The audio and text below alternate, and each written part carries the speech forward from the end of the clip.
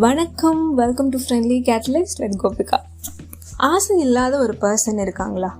Maybe இருக்கலாம். But majority of the மக்களுக்கு ஆசைகள் காமனாக முளைக்கிற அண்ட் இருக்கிற ஒரு விஷயம்தான் இல்லையா?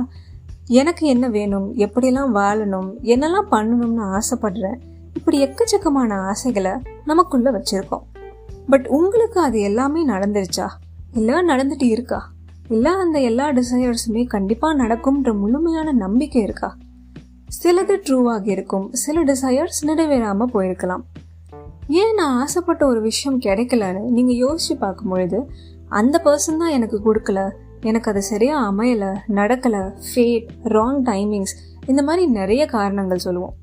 ஆனால் உங்கள் எனர்ஜியும் உங்களோட எண்ணங்களும் மட்டும்தான் உங்கள் ஆசைகள் நிறைவேறாமல் போனதுக்கு காரணம்னு சொன்னால் கோவப்படுவீங்க தானே? அடுத்த சில நிமிஷங்கள் நான் சொல்ல வரதை கொஞ்சம் கவனிச்சு கேளுங்க, உங்களுக்கே புரியும். இப்போ நான் சொல்ல போகிற கான்செப்ட் நான் ஃபாலோ பண்ணுற அண்ட் என் வாழ்க்கையவே அழகானதா அச்சு அசலாக நான் ஆசைப்பட்ட விதத்தில் மாறினதுக்கும் மாறிட்டு இருக்கிறதுக்கும் முதன்மையான ஒரு காரணம். அந்த கான்செப்ட் தான் லா ஆஃப் அட்ராக்ஷன், தமிழில் ஈர்ப்பு விதி அப்படின்னு சொல்லுவாங்க. இதை முழுமையாக நம்புகிற அண்ட் ப்ராக்டிஸ் பண்ணுற பீப்புளில் ஒருத்தி தான் நான். இந்த ஈர்ப்பு விதினா என்னன்றதை ஷார்ட் அண்ட் சிம்பிளாக சொல்லணும்னா, தாட்ஸ் பிகம் திங்ஸ். நீங்கள் உங்கள் ஆள் மனசில் முழுமையாக உணர்ந்து நினைக்கிற விஷயங்கள் அத்தனையும் உங்கள் ரியாலிட்டியில் உங்கள் கைக்கு வந்து சேரும், அவ்வளவுதான். சரி, எப்படி இது பாசிபிள்? இந்த உலகத்தில் நீங்கள் பார்க்குற அத்தனையும் எனர்ஜி தான். உயிருள்ள பொருள், உயிரற்ற பொருள் எல்லாமே சர்டன் எனர்ஜியில் வைப்ரேட் ஆகிட்டே இருக்குது. ஸோ இந்த யூனிவர்ஸ் மொத்தமும் ஒரு எனர்ஜின்னு இருக்கும் பொழுது இந்த யூனிவர்ஸில் ஒரு சின்ன பகுதியாக இருக்கிற நம்மளும் நமக்கு வர தாட்ஸ், எமோஷன்ஸ், ஃபீலிங்ஸ், இது எல்லாத்துக்குமே ஒரு லைஃப் எனர்ஜி, ஒரு பவர் அப்படின்றது இருக்குது. உங்கள் ஆள் மனசில் இருக்கிற இன்ஃபர்மேஷன், அங்கே போய் ஸ்டோர் ஆகிற தாட்ஸ் அண்ட் ஃபீலிங்ஸ், இதுதான் உங்கள் ரியாலிட்டியை கிரியேட் பண்ணிகிட்டே போகுது. நீங்கள் யோசிக்கிற விஷயங்கள், பேசுகிற விஷயங்கள், இது எல்லாத்தையுமே இந்த பிரபஞ்சம் கேட்டுட்டு இருக்குது அப்படின்னு ஒரு சிலர் சொல்லுவாங்க. ஒரு சிலர் உங்கள் சப்கான்ஷியஸ் மைண்ட் அதெல்லாம் கேட்டுட்டு இருக்குன்னு சொல்லுவாங்க. பட் யூனிவர்ஸ், சப்கான்ஷியஸ் மைண்ட், இது ரெண்டையும் சேமாக தான் நான் பார்க்குறேன். த சீக்ரெட் அப்படின்ற புக் ரொம்ப ஃபேமஸான ஒரு புக். சக்ஸஸ்ஃபுல் பீப்புள்னு நம்ம நினைக்கிறவங்களில் பெரும்பாலான பேர் இந்த புக்கை பற்றியும் லா ஆஃப் அட்ராக்ஷன் அப்படின்ற இந்த கான்செப்டை பற்றியும் பேசியிருக்காங்க.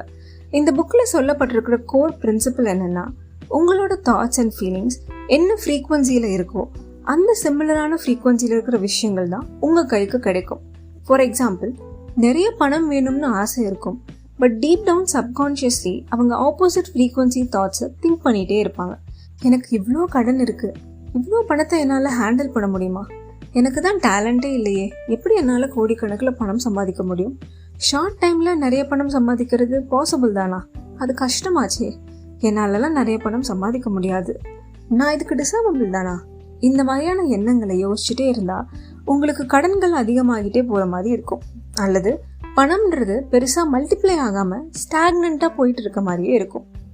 இங்கே புரிஞ்சுக்க வேண்டிய விஷயம் என்னென்னா, நம்ம சப்கான்ஷியஸ் மைண்டுக்கு நீங்கள் கொடுக்குற கட்டளையில் பாசிட்டிவ் எது, நெகட்டிவ் எதுன்னு பிரித்து பார்க்க அதுக்கு தெரியாது. நீங்கள் என்ன விதை போடுறீங்களோ அந்த செடி தான் முளைக்கும். இந்த எண்ணம் போல் வாழ்க்கைன்ற ஸ்டேட்மெண்ட்டை அடிக்கடி பல பேர் சொல்லி கேட்டிருப்பீங்க. அது இந்த லா ஆஃப் அட்ராக்ஷன்ற கான்செப்டை வச்சு சொல்லப்பட்ட ஒரு விஷயம்தான். இதுக்கப்புறமும் கூட நான் எதுக்கு லா ஆஃப் அட்ராக்ஷனை பற்றி தெரிஞ்சுக்கணும், அதை ப்ராக்டிஸ் பண்ணணும்னு நீங்கள் நினைக்கலாம். ஃபாலோ பண்ணுறதும் பண்ணாததும் உங்களோட தனிப்பட்ட விருப்பம்.